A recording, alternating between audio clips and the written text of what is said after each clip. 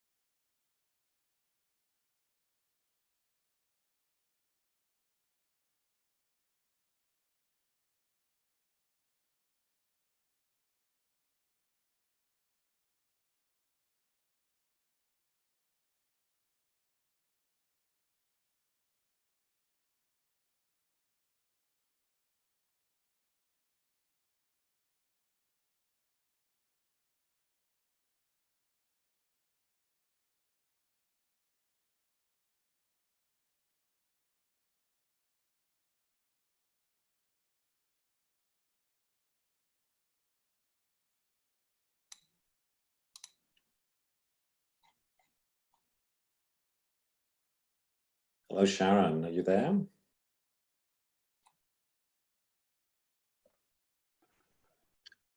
Hi, John. Hey, What? just waiting for Go your video?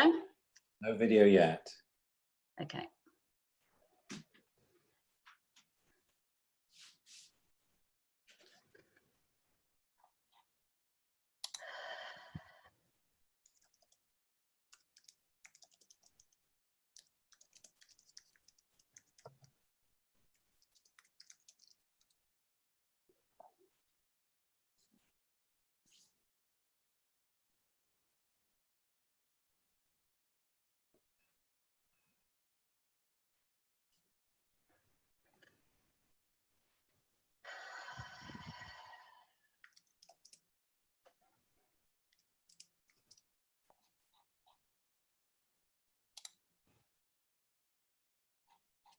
Sorry, Sharon, not seeing you yet. Oh, you do want me, sorry. I just thought you were going no video, but yes video now? Yeah. I would love to see your video. I don't see your video yet. Okay, can you now? I can see you. Okay, good.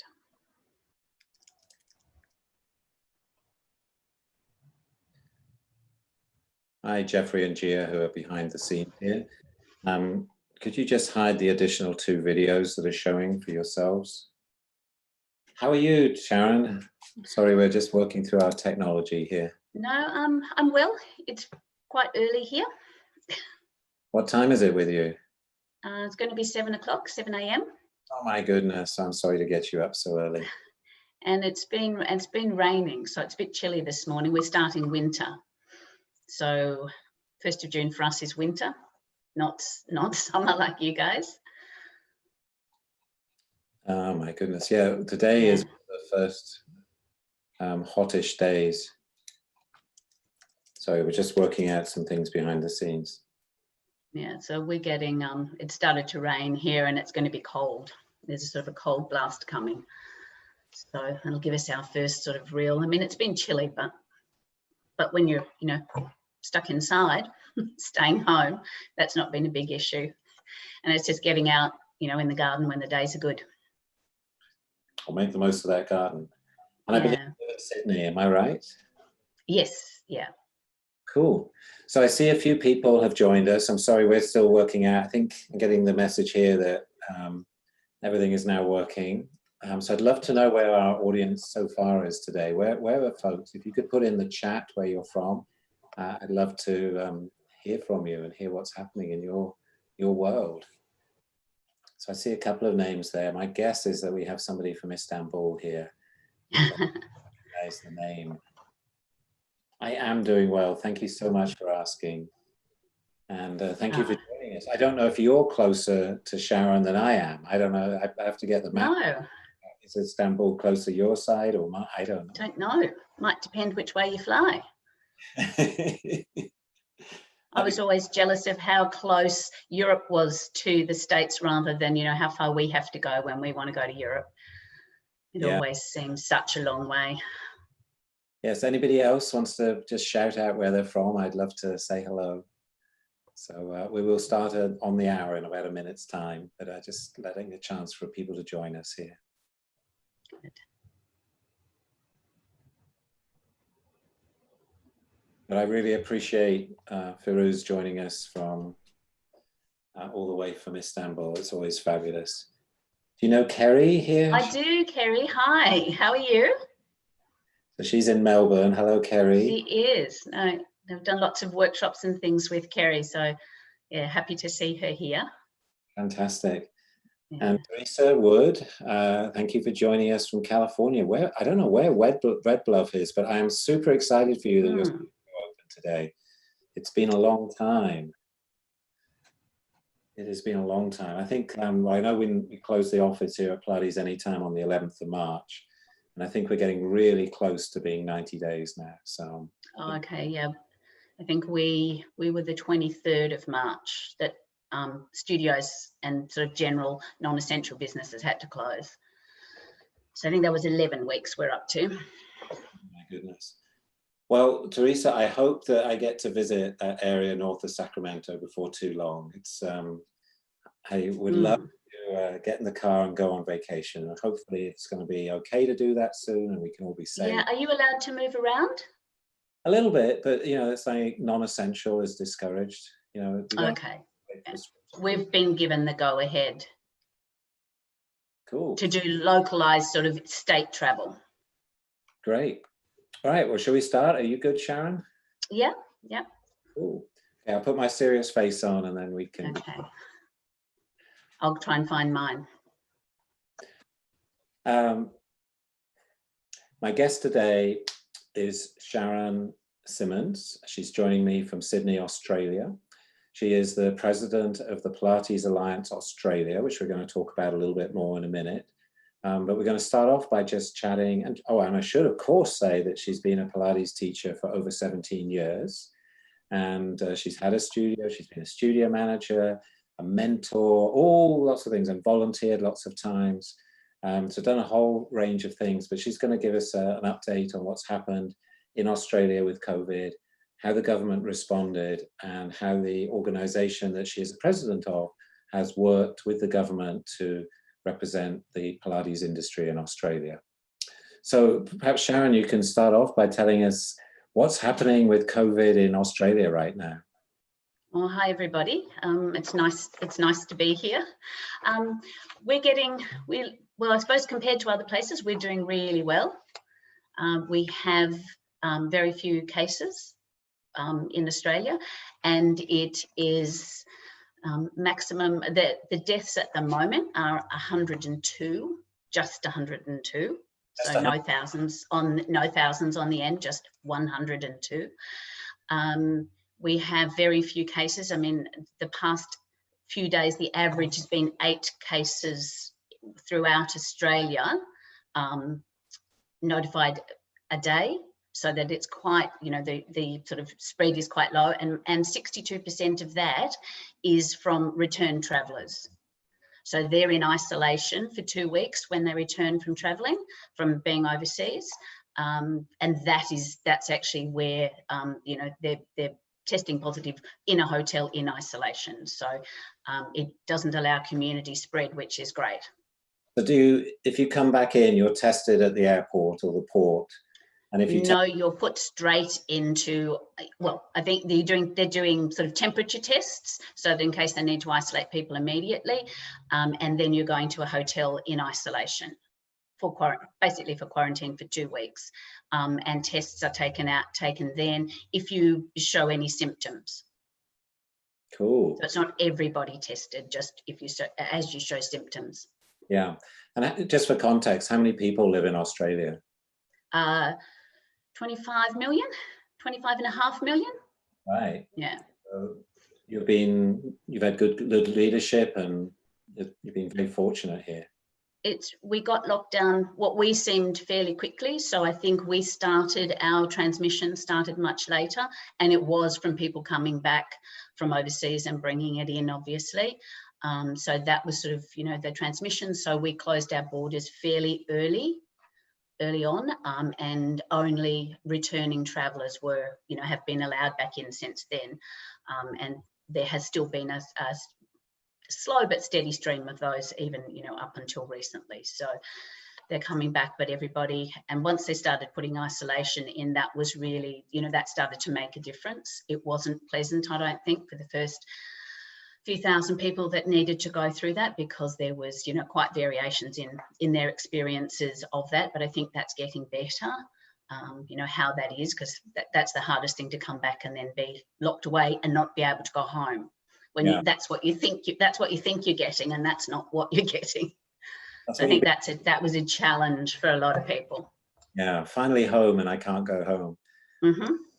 So tell me, what happened to the community in Australia? Did everybody have to stay home? How strict? So the first thing was sort of all non-essential businesses were sort of shut down. So if you were a supermarket, a chemist, healthcare, those sorts of things were allowed to be open. Any essential services and water and power and the basics. So that was allowed, but the rest of us were told to work from home and to only go out for 3 reasons. You can go to the supermarket, you can go for healthcare, and if you have to go to work.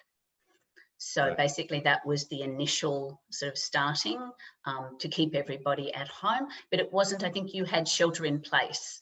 We weren't as strict, I don't think, as that, but everybody was really definitely staying at home. You were allowed out, you could go out to exercise, but you weren't able to gather in groups.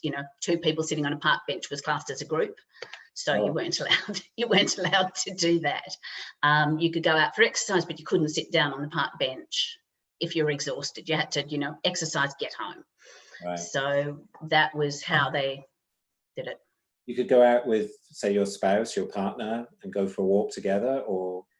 Family members, yes. Friends or others, no. Right. Initially, that then started to change as we were able to meet with more people. They started to then gradually ease the restrictions, and you could meet with more people. You could have several people in your home. And that was even before businesses were really opening. They just started to release it like that. You could exercise outdoor, just 2 people, so it could be you and your trainer. Right. So it works well for personal trainers, a little bit harder for Pilates instructors. You couldn't take the reformer out with you to the park? Some people did it with a wonder chair. Oh, Wonder chair in the park. I like that. I think that's fun. Yeah, innovative. Yeah, well, I think we all need to be innovative. Yeah, So absolutely. We've had to be. you've had various sort of phases, have you, where, you know, now you can do this, now you can do that? Yes, so I think the first bit to shut down, I mean, in that first initial stage, they shut down things, they stopped all elective surgery, you know, because we thought that there was a big wave coming based on what everybody else, the other countries had seen. And so they shut down elective surgery to make room for additional hospital beds, additional ICU, get more respirators. So they were really trying to be well prepared for what was expected.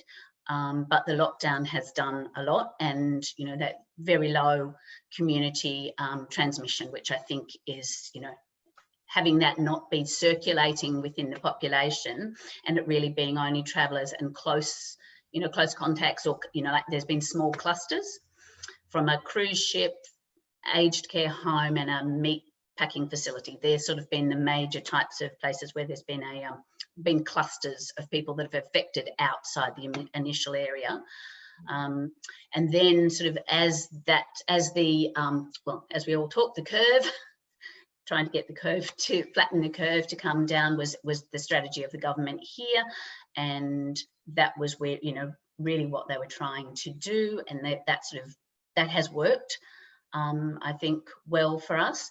And the government has put in a lot of support packages for people, both unemployment and employment protection. I think you have something similar there. Ours is called JobKeeper. It's a set fee for anybody who is employed with their employer for more than 12 months. And it could be casual, could be, you know, on full-time, part-time, casual, whatever it was. And that goes through to September. So, Right. yeah. So if you, let's just pretend you're a Pilates teacher for a second here. So you're a Pilates teacher working in a studio. The studio has been closed. Is that what happened to the Pilates industry? Yes, so on the 23rd, when all non-essential businesses got shut down, gyms, Pilates studios were all included in that. And so we have been shut down for 11 weeks. Some of us have gone back, so there has been, like you were just saying, there has been staged return to business, but most people were shut down for at least, I think it's 8 weeks. Right. So gradual return in those states where there is very low cases, and the more isolated states have had less cases. The states where there's more traffic in and out, so Victoria and New South Wales, more overseas travel has come into those ports. And so that is, there were much higher cases in those states. So the other states have started back, and that started back with you being allowed to do outdoor exercise. It started one-on-one.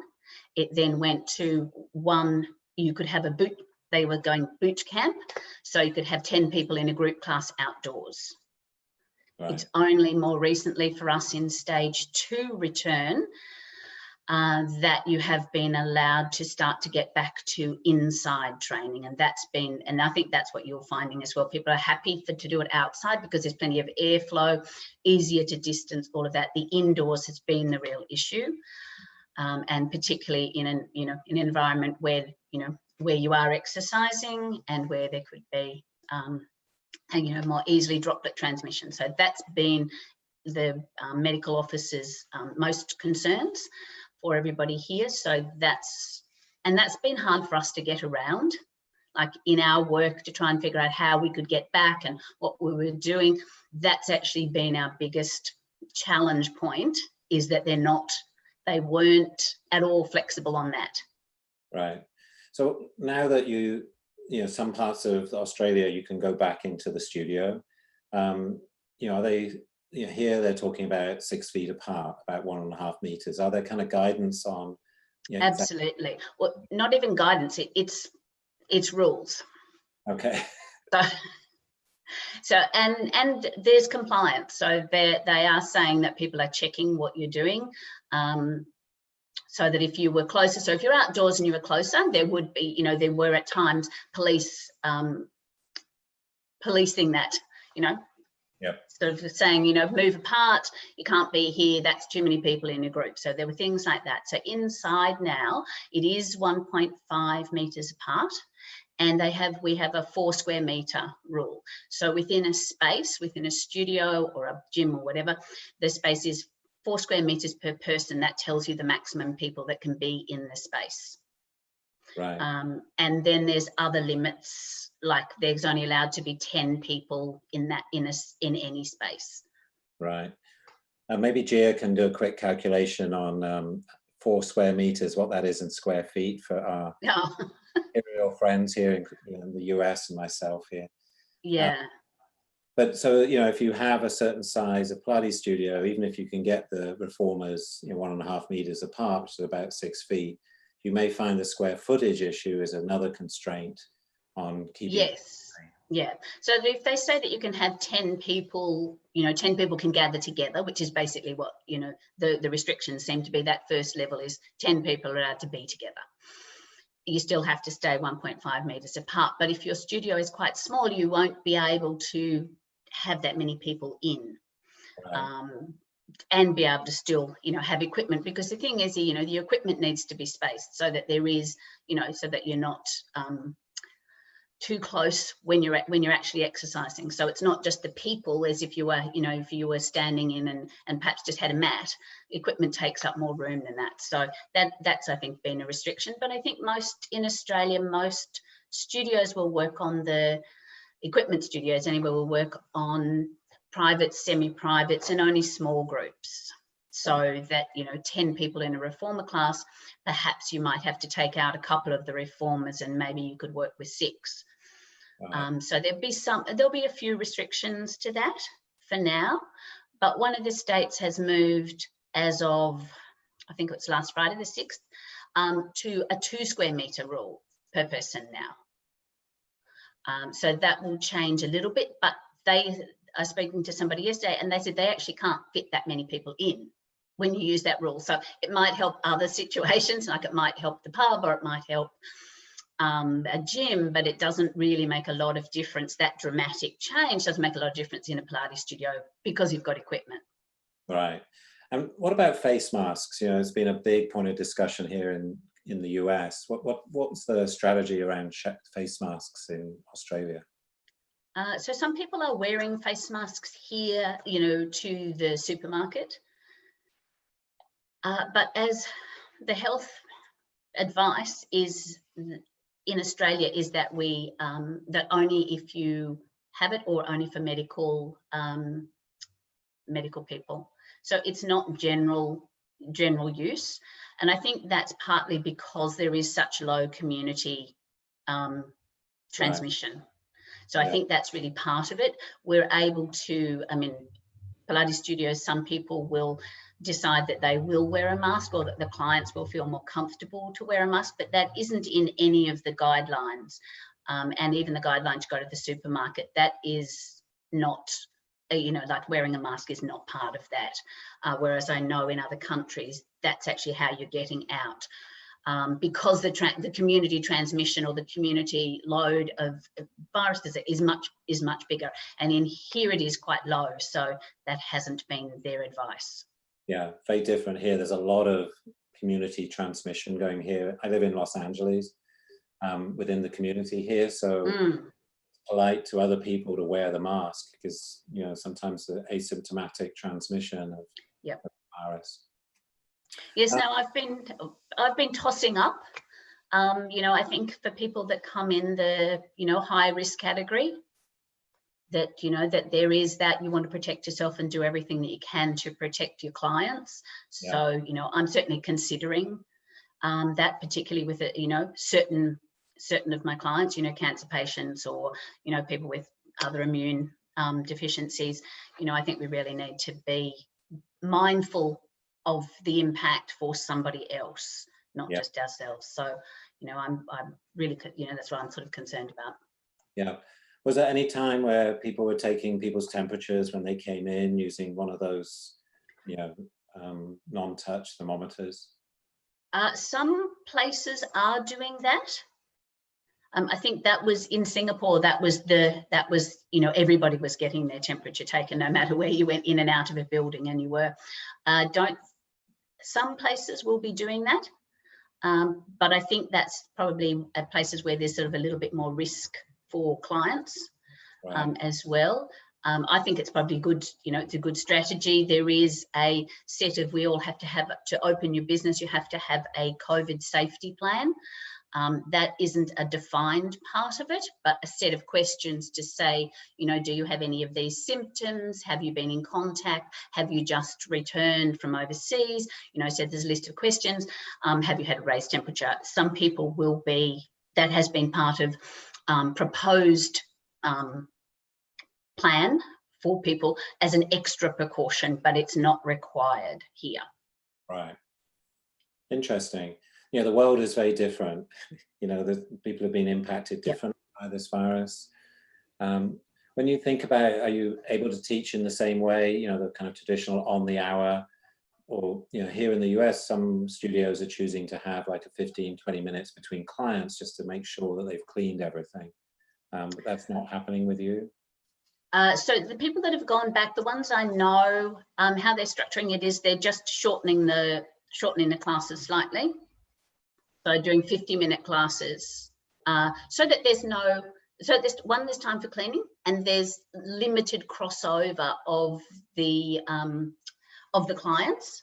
And we've been suggested in one door, out another, if you can manage that within your studio. So setting up a flow of work, you know, like a flow for the clients to do that, you know, is a good way. Have them minimize the stuff that they bring, keep it all together, you know, look at then what cleaning practices that you can implement, you know, how you're covering straps, you know, all of those things that have been the talk of so many forums and so much discussion about what's the right thing. I think you need to do the best that you have available to you, and everything that you can. Overkill is better than, you know, than go light on the things. I think that gives safety and security to the clients that are coming in. You know, they all feel more comfortable. You know, you show that you're doing everything, that you care. I think that's, you know, it's better to go overboard. Yeah. Do you think it's too early to know whether the clients feel confident to come back to the studio? Is it a little bit to understand? Mine aren't back yet. So we start back on Saturday, so in a few days. But the people, even my older people who are 80 and 90, are ready to come back. Like, they don't have an issue to come back. And I would say, you know, they are in that, obviously age-wise, they're in the risk category, but, you know, for other conditions as well, that puts them in that, you know, higher risk category. They are ready themselves to come back. They've been doing classes, they've been walking, they've been, you know, keeping up their routine or a routine, but they are certainly ready to come back, knowing the type, you know, the spacing that we can do. Already before they left, we were doing enhanced cleaning so that they know how serious we are about that. So I think in that way, you know, we'd set ourselves up for them to feel comfortable about coming back.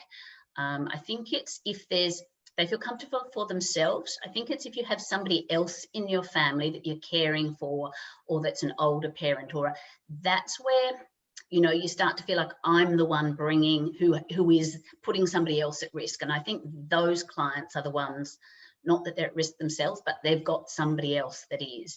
And I think they're the ones who are probably a little bit more hesitant. Yeah, I think, you know, if I was living with my parents, if they were still alive, I'd be very concerned that I brought it to the market. So exactly, you know, that responsibility on you is a lot for people. Yeah. You know, you can make that decision for yourself, but to do that and put somebody else at risk is another whole level. Yeah. You know, the question of how are you communicating all the things you're doing? Are you emailing? Are you ringing up? How are you talking to your clients to say, you know, I'm open again on Saturday, this is what I've done. How are you sharing that? So multiple channels. We started with like with the general email, like building up to, so we've only just last week got, so we've had a week notice. So it'll be effectively 2 weeks notice to prepare. But in other states, they've had 1 day, like literally 24 hours. And so somebody said, okay, so I'm getting ready for this, I'm getting ready. And then the government just goes, okay, we've revised our plan, it's tomorrow. So we've had warning. Other states have absolutely not. So it has been whatever you can do. Email, I think, is and social media is that general broadcast. People get to know, you know, we welcome you back. Some people that have sort of said, well, it's going to take me a week to get ready. You know, like I can't actually open tomorrow. It's going to take us a week to get a new schedule. You know, you will already have your virtual classes booked for the week. So, and it's that transition from how do we then talk them through, okay, so this will be our last week of virtual classes. We're still going to keep this online. We'll, you know, and then we'll get you back in the studio for these classes. You know, are you ready? What do you want to do? And that survey of clients of, are you ready? Do you want your old time slot? You know. Great. What concerns? Just actually asking them, what are their concerns? Well, that's a really good point. You know, asking for feedback. Yeah. Virtual classes or online classes, have they been very popular? A lot of people switch to that in Australia. Lots of studios have done really well from changing over, and I think, you know, they've been able to run virtual, so either live classes. So live group classes, mat classes, you know, getting innovative with what you are using as props. So that, you know, that's been interesting. And some people have, you know, set up so that the clients can buy stuff and, you know, have it at home, and that gives them that workout stuff. So people have done live classes, recorded classes so that they can be on demand, and then virtual sessions, so private sessions. Some mat class, some people have rented out equipment so that they're able to do equipment classes, you know, virtual equipment classes as well. So, you know, like that's been like, depending on what your studio has and, you know, who your clientele are, that sort of depends on how you did that. I think the older people are liking the same idea of that virtual class, that one-on-one where I can tell them, you know, what their alignment's like, all of those sorts of things. Whereas I think the younger people are liking, oh, I can jump into this class and I'll try that one, and it's a little bit more mix it up. I've sort of, you know, that's sort of just been my experience from talking with people. Yeah. Do you think it's going to stay, that we're going to have this sort of hybrid between teachers doing online classes and working in the studio? Do you think that's going to become like the new normal? I think the transition will be a little bit like that. And I think some people will take that as their business, as their new business model. I actually think it's a really good opportunity for people to take on that their clients have found an affinity with that and are really enjoying it. It's good for traveling clients. It's good for, you know, people who can't get out. It's good for, you know, people who work late. There's lots of people that can't get to your studio or struggle to get to your studio. I think it's a great way. It's really made us all think about how we do it. I don't think many of us valued it as much as we do now. Mm-hmm. Yeah. Or saw that opportunity as much. So we've been thrust into that. And I think that a lot of people will take it on board and have it as an offering as part of their studio. And in the transition, it might be a little bit more hybrid of, you know, you do one class online, you do one this, but then I think it will just become part of the general offering that you then schedule. Yeah. Interesting. Yeah. Obviously I come from the video on demand world. So very, you know, very comfortable with it as a way that I used to go to a Pilates studio twice a week and have a private class. I still have my private class, but I have them in my home. At this point, here in LA, studios have not reopened. And, you know, my teacher is enjoying the fact that she doesn't have to drive around the Los Angeles roads to get absolutely to studios that she works in. So, but so are the clients. The clients are enjoying not having that stress of getting from work to get to the studio or whatever. you know, if they're getting interaction, if they're getting that social interaction in other ways, for a lot of people, you know, that on-demand or, you know, virtual classes, it, you know, solves a lot of issues for them, gives them more family time, you know, less travel, all of that. But a lot of people come to the studio for different reasons, and they're coming for that social connection. So for those people, they've been craving that, and that the sessions where they have interaction, I think, are working better for those people, because there is that two-way sort of discussion. It's about them, you know, they have the opportunity, you know, to, you know, talk. Yep. I take you back to a subject we began to touch on, and if other people have any questions about what's happening in the Pilates industry in Australia, please add it to the Q&A. I think because they've been successful in really reducing the infection rate, I think that they have lessons for lots of people to learn. So please add the questions there. I wanted to go back now to the Australian government and how they have supported, you know, small business owners, Pilates studio owners, and also, you know, what was going on for the individuals. Like you said, they could be employees, part-time, casual workers. Yeah. Now, explain the government programs for the small business, you know, the studio owner, and then go on to tell us about the individuals. So for a studio owner, the government had grants, you know, there's $10,000 grants for business owners, and they were grants, they weren't loans. Loans were available from banks, and they were government secured.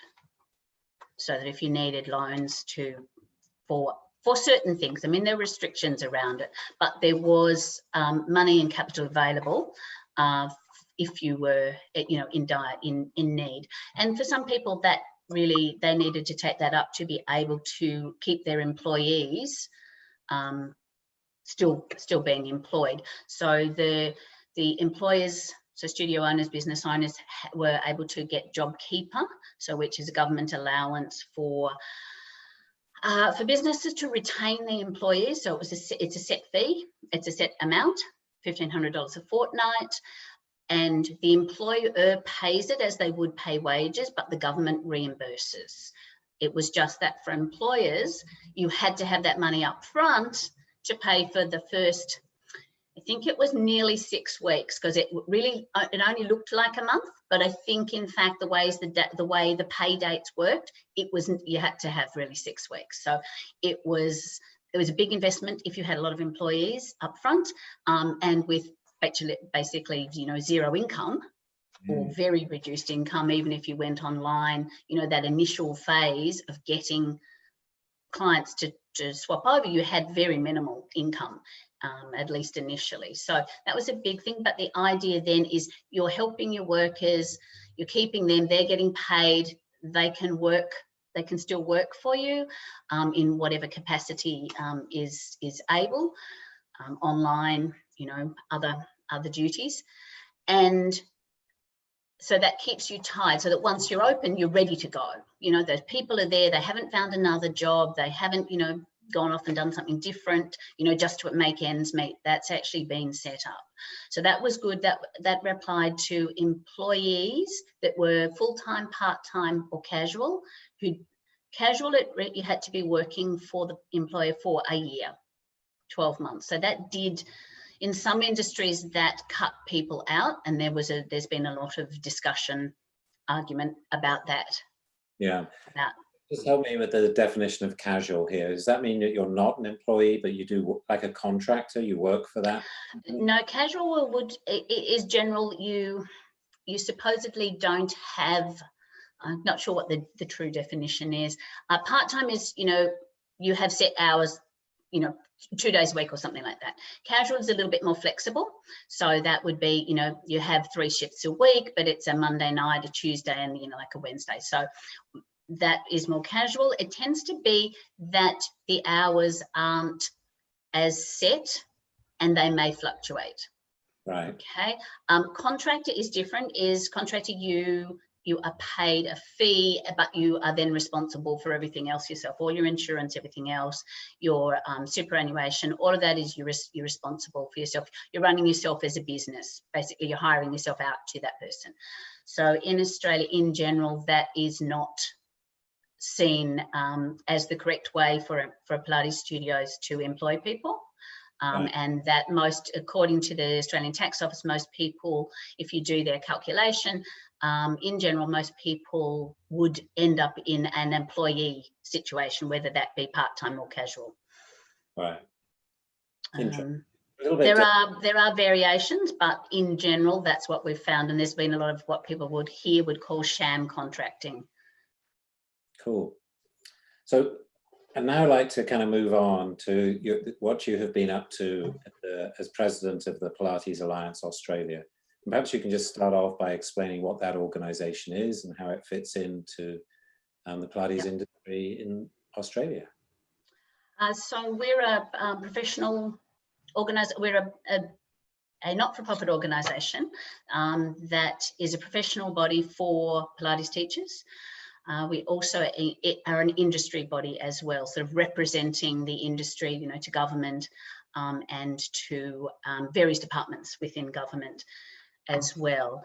We have about 500 members, so they're all sort of diploma qualified. In Australia, that's the standard for membership here for our organisation and for others. There are a lot of other, you know, the industry is bigger than that, but you know, as a professional body, that's the requirement to become a member at the moment. We help set standards for Pilates training, and in Australia we have vocational education, so that is set qualification for Pilates at a certificate 4 level and diploma and advanced diploma level. So and that's sort of all government defined levels of qualification and accreditation by the government for those courses. Right. So is there an exam at the end of those? Is that set by the government or is that set by the... No, that's internal. The exams are individual to the thing, but there are guidelines. There are quite a lot of guidelines, so that they are the training organisations are required. You know, there's a whole big audit process. There are set guidelines of how the syllabus is set out, how assessment is done, what needs to be in place for students, what sort of safety guidelines need to be there. There's lots of criteria that they must meet there, which goes across all vocational things like hairdressers and plumbers, and you know, like that whole range of various trades and industries is sort of set standards across. And then what we do is go, well, they need to hit this level of Pilates training, and just sort of working out that's the thing. And so that there is a standard. If you're a Cert 4, you know, no matter what course you do, there's this standard of qualification and understanding as you come out and go into being employed. Right. So because otherwise it's very up and down. An employer doesn't know what they're getting. Yeah. So there's the government is sort of standardizing, you know, if you've been at this level, like I think you've mentioned a level 4, then... Yes, certificate 4, yep. Right. And there's sort of set skill levels that would translate. It's the type of whether you learn, you know, it's basically, can you interpret information? Can you understand information? So there's layers of hierarchy of learning. And so, you know, certificate 4 is at this level of learning, and that's the expectation across multiple industries. And then, so they've got, in Australia, they're called AQF level. You know, there's different levels for that different thing, and that translates across multiple industries. Right. Interesting. And how long have you been president? A year and a half, maybe now. It's been a bit. Yeah. I've been with the PAA for a long time, since 2011. I started to help on a conference. That was sort of my first, you know, get in and see what it's all about and do that. So, and you know, a lot of work, and then you just get in, and then came on in 2012, I think. So I've been around a while. Yeah. Seen lots of different variations of of things in the industry, and just trying to keep moving forward with the industry. And I think that's the thing, it changes. There's, as in the States, there's lots of things, and I think training is one of those things that is quite variable.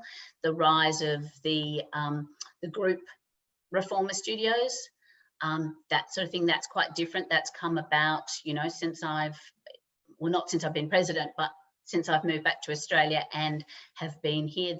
That's quite different from how, you know, we originally sort of saw Pilates, and how I still do privates and small group, mostly on apparatus, so, and quite tailored to there. So that's sort of me. But there is this bigger movement of studios, you know, group studios coming out, and perhaps a lot of them don't have as extensive training as perhaps we do. Interesting. Yep, it is interesting. So tell me I know that you were very involved in the terrible fires earlier in the year, but let's use this time to focus on, you know, how has the PAA helped since COVID started and all of these things have happened? What's your approach been? So as an association, sort of one of the first things we saw, you know, everybody basically, our businesses were shut down, whether that was our business or our income, if we were, you know, teachers. So we sort of, first up, we did an automatic 3-month extension on everybody's membership. So we extended everybody's membership by 3 months, so that wasn't part of, you know, their stress and their worry level. So we did that for all of our members. We also got our insurance company that do insurance for our members to give us a 3-month extension on their renewal policy. So that was for free. So 3 months extension on their insurance. So that was a good win. I thought that was something really tangible that, you know, they could then do. It covered their online teaching, you know, and gave them a bit of a breather for knowing that you know, that is there. It took a bit of negotiating, but you know, when they saw that people's income was, you know, either taken away completely or down, you know, 80 and 90%, it really was, you know, they came to the party with that. The other things that people were struggling with was the first aid. So we suspended the requirement for to be current with your first aid while you weren't able to do it face to face, because that was putting people at risk, you know, for them saying, you know, whether they had to go and do their first aid. So that was suspended as a membership requirement until we can get back in the studio and those facilities will open up again. Yeah. We got our any of the workshop providers to try and see if they could offer their workshops as online courses instead, either as recorded or do them virtual. So that was a really good way to get them to still stay involved, still have the commitment. If somebody had already booked for that, they could still do it. Gave people things, you know, they're able to work on their self-development or their upskill while they were not teaching as much. So that was a good way to do that. And we just gave extra, you know, additional points for that type of professional development. And then we really started to think about how else we could help members. So that was sort of, you know, what we could do just with the memberships. And then we said, what other facilities and resources do they need? Like, what are people needing out there? So we started to just host regular webinars, a bit like what you're, not to the scale that you're doing here, but we would get a panel of people and, you know, get and talk about, you know, whatever. We did different ones on legal considerations, you know, how to teach online, what was working, what wasn't working, you know, some of the funny stories of the things that really didn't work, the horror stories that, you know, when you first go online, a bit of Zoom bombing. Yep. So there was, some interesting, as we all were learning, it was good to hear that, oh my goodness, that happened to somebody else, I'll be careful.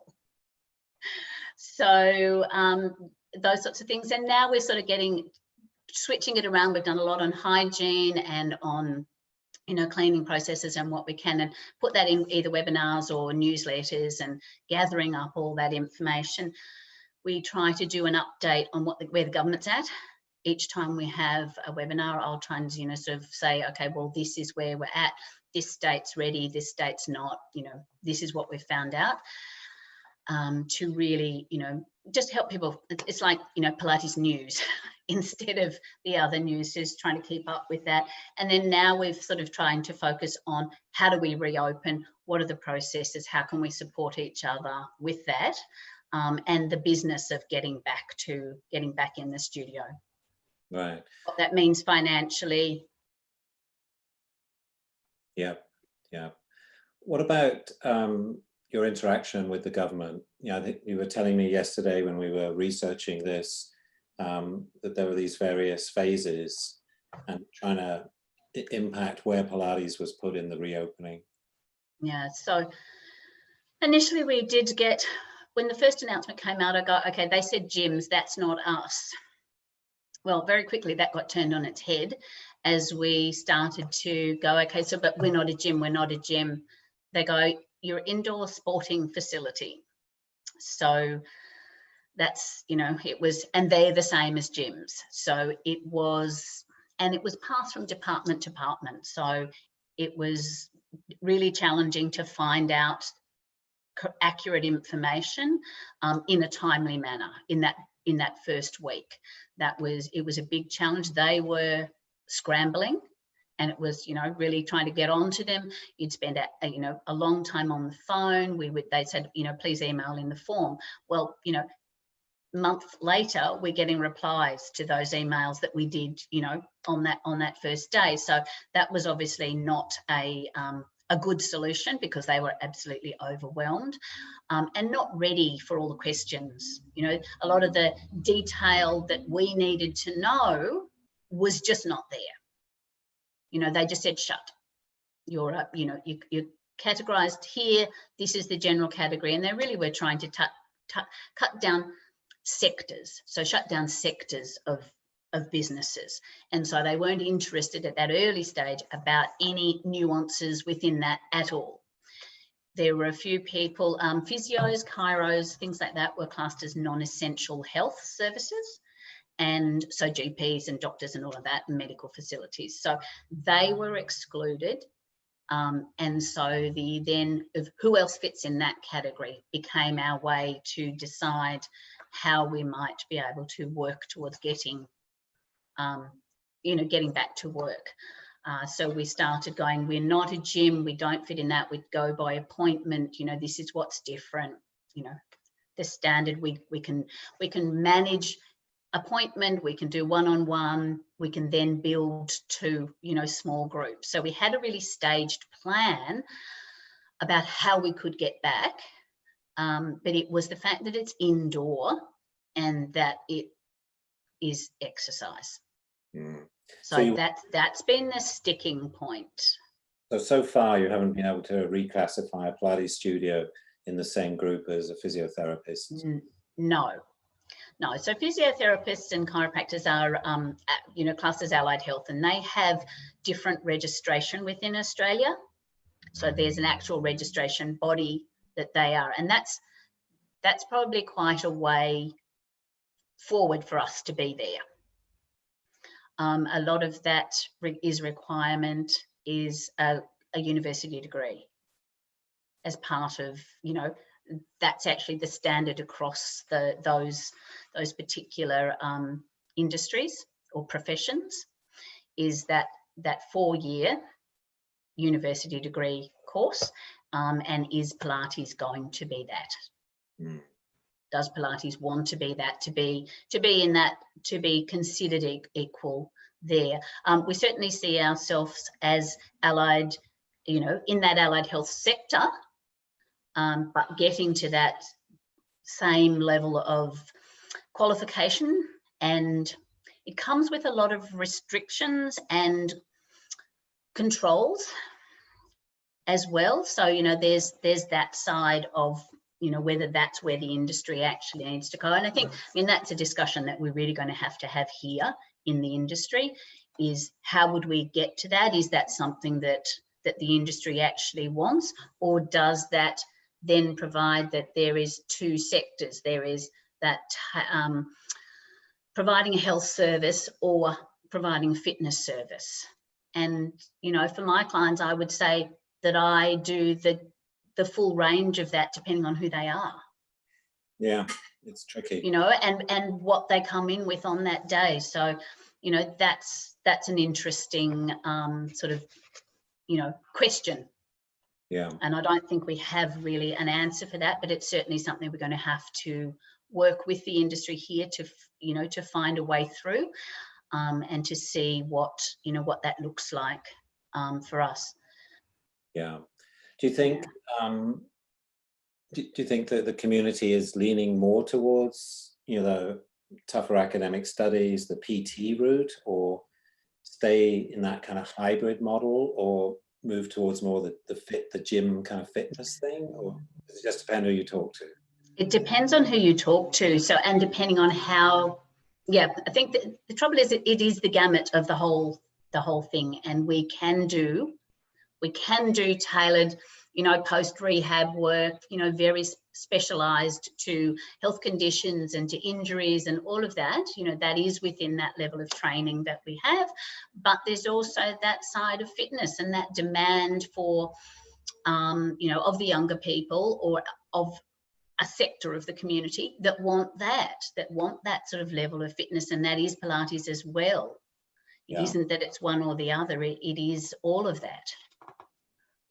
So yeah, it does split the industry a little bit, but we can't be split. We're too small. We need to be combined. Yeah. You know, to have any say, and that's the thing. You know, I would ring up and talk to a minister or talk to their, you know, to their office, and they go, you know, I want to be listened to. I represent, and you go, I represent 500 people, and that sounds like a lot initially, but some of the other industries are representing thousands and tens of thousands, and so, you know, that level of cut through and what you have to say has to be very clear. It has to be very defined. That's why we had this return to work plan, which gave them the framework of how we saw that we could apply their guidelines. So all of the restrictions and the information that they'd put out about, you know, how they were keeping safe, we put that into a plan, how we saw we could get back to work. Yeah. So were you able to provide, yeah, I know Australia is this massive country, but were you able to provide your members with the tools to lobby their own local political entities? Oh, we did. Yeah. So once we had our letters and our message down, and we had sent, there was multiple letters to all levels of government and all health, small business, you know, sports ministers, everybody. So once we had done that sort of initial, here's what we think, this is what we can do. You know, we want to get back to work. Here's how we can do it safely within your guidelines. We then got, okay, we're not getting the cut through that we want. So we then did a template letter for members to then send out to their local members, and also to their state jurisdiction. So their state health minister, the state small business minister, because they, you know, there's different states and they have all of those. We did get a bit of cut through when we, with the federal government, but then that little bit of sunlight, which seemed, yay, here's a win, it was then cut down fairly quickly by the fact that meant they said you can, a Pilates teacher can provide clinical treatment if it to patients if it meets state guidelines, within jurisdictional guidelines. So that meant that, yes, a Pilates instructor would be able to provide clinical treatment. Now, we didn't define exactly what clinical treatment was, but that was to provide treatment for an injury, a condition or whatever, and have, you know, all of their necessary background information and recording, etc. But then you go, okay, well, I can do that if I work in, the trouble was the states had facilities that were prohibited. So a studio had to be closed, a gym had to be closed, you know, like the leisure centre had to be closed. So the facility was closed within the states. That was how they had interpreted that. So that it was, you might be able to work, but you had nowhere to work unless you worked in an allied health practice. And, you know, not everybody does. But there were, you know, so that made another level of challenge, and for a lot of people, frustration. I think that's the thing. It's the frustration that caused by thinking, okay, we should be allowed to work, but the local guidelines and regulations wouldn't, you know, we didn't see a way through that. And down to the point that people would go to their local police station and said, if I open my health studio, will I be fined? And they go, it will depend on the officer that attends the scene of the crime. So what do you put that? Exactly. Very hard. So it made it very hard for people to make that decision. And that was an individual business decision that you needed to be able to justify on an individual level. It's difficult. Yeah. So I've seen a series of questions from David here. I hope that we have given you the answers you want, David. If there's something else that we haven't approached yet that you'd like, please add an additional question and I'll do my best to answer. Okay, yep. But, you know, what else was it's the challenge between, you know, I guess if you have a Pilates teacher working in a physiotherapist's office, you could probably have continued working. Yes. Yeah, but that information wasn't available until, like, we didn't get notification until sort of well into April. Yeah. So we would have already been closed. Oh, it's actually into May. So, you know, like it wasn't quick in coming, and it was a matter of us following up at all levels of government that even had that sort of cut through. And of course, you know, they're going, oh, we'll send it off to a task force. We've got a committee. We've got a, you know, so that any communication was always, you know, was often directed off to, you know, somebody else. So, but, you know, we kept at it. I mean, the first 2 weeks I didn't teach classes virtually. My job was full-time, was basically, you know, how do we get contact with government? How do we, you know, what are the letters we're going to send? Who we're going to send to them? You know, getting all of that and getting that stuff out.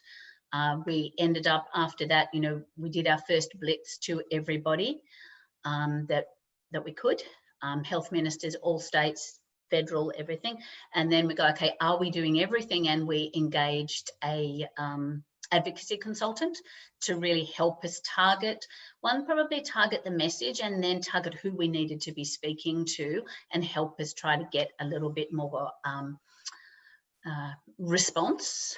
Yeah. And then that sort of, you know, follow up with phone calls, you know, and they're going, yes, we're understanding. Yes, we see that. This is our guideline. You know, if you want to do that outside, you can do one-on-one outside is allowed, you know. So they were saying, you know, oh, here's a little bit, here's a little crumb, rather than looking at what we were offering. They were going, you know, that fits our rules this way. And it was all because it was inside. Right. Thank you.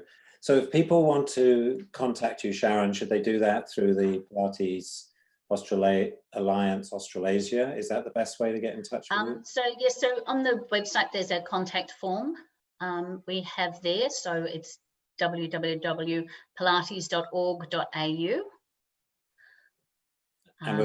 And then just info@pilates.org.au will get to us. So yes, any questions if you've got want to know specifics. I was fairly general because I know it's a worldwide audience.